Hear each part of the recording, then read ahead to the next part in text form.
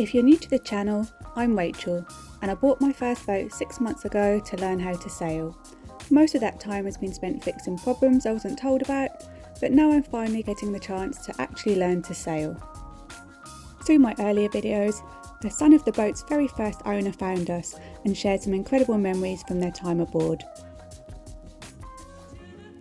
Unfortunately, now having time to learn how to sail after doing lots of jobs isn't ideal, as the marina has decided to upgrade the old wooden docks to floating pontoons, which means there's currently no dock access to any of the boats for the next couple of months.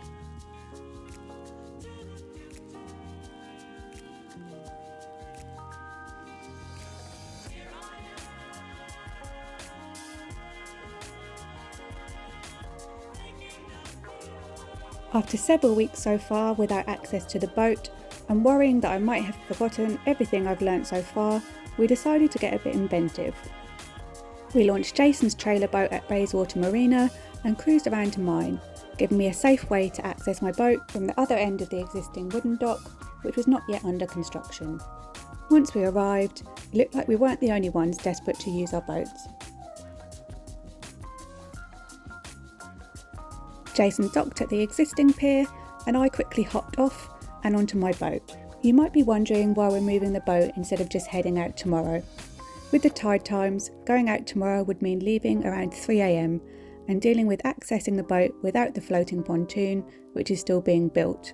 So we decided I'd move the boat to a mooring and we'd then go out at a more convenient time tomorrow. As we had come from Bayswater on Jason's boat, this would be the first time I had operated my boat on my own.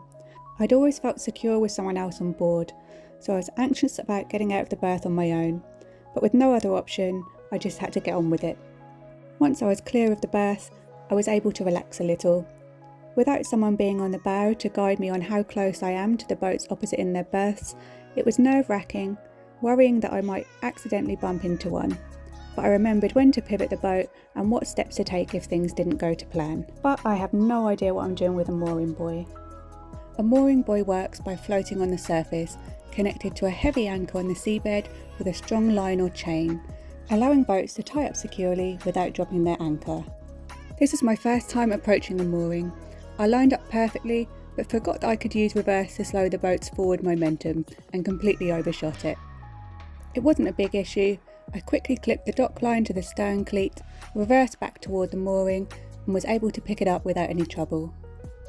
After threading the line through the eye of the mooring, I carried both ends forward to the bow, secured one end to the starboard bow cleat and the other to the port cleat, leaving enough line to hold the boat securely to the mooring while maintaining a safe distance. I then changed my mind as I was leaving the boat overnight. I used 2 independent lines, each secured to the mooring, hopefully providing extra security if one line were to fail. This is something that most people can do without a second thought, but for me it was the first time I'd ever been alone on my boat and used a mooring by myself. And there she was the next morning, barely visible beneath the glare of the sun. We inflated the tender, carried it down to the beach and paddled out a lot further than we'd remembered leaving the boat.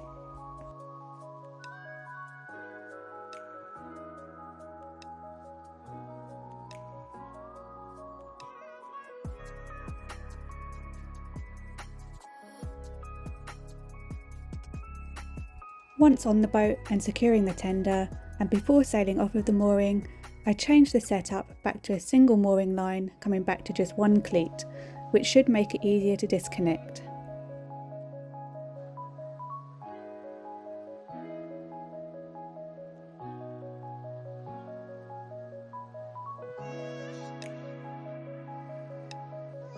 We then went through the usual pre-sailing routine of removing the sail cover, clipping the main halyard to the head of the mainsail, untying the head sail, attaching the sheets, and then leading them back to the cockpit through the blocks.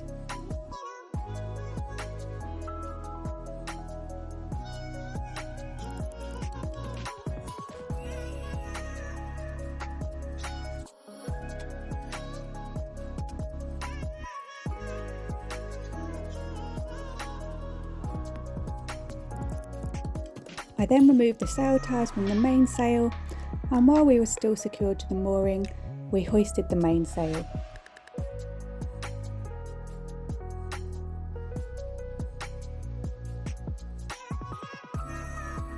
Once the boat swung round to the correct tack, we slipped the mooring using the single line I'd rigged earlier, and with a bit of headsail unfurled, we caught the very light breeze and were on our way.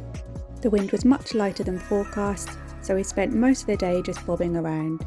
At times it even felt like we might be drifting backwards. Jason took the chance to relax a little, and as you can see, it's gotten a lot colder here in New Zealand, as we were bundled up in plenty of layers.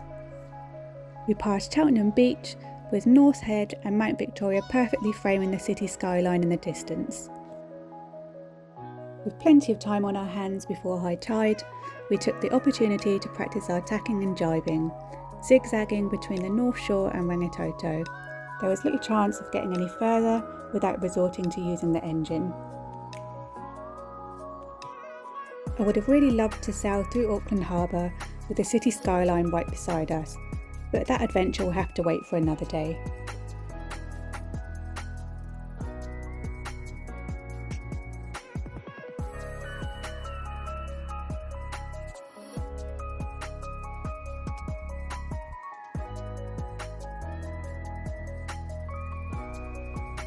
We sailed up to the channel marker for a bit of excitement.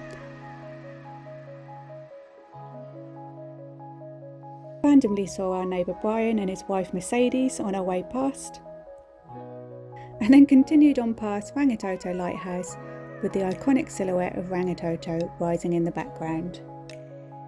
With the day having gone well, the furler fix still holding strong, and the tide now high enough to re-enter the marina, we start the engine, I steer into the wind, Jason furls in the headsail and then lowers the mainsail, and I take us back into the marina.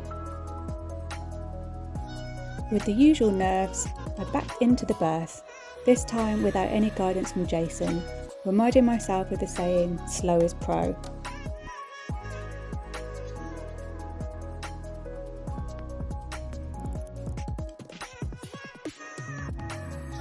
For the last part, we can simply guide ourselves using the dock lines.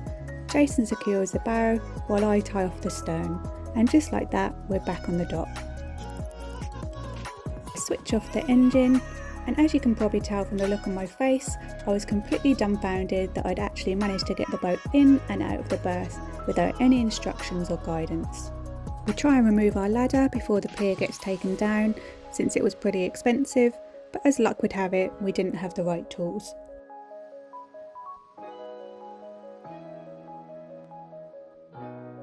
Back into the tender with all our things from the day, and a slow row back to the car.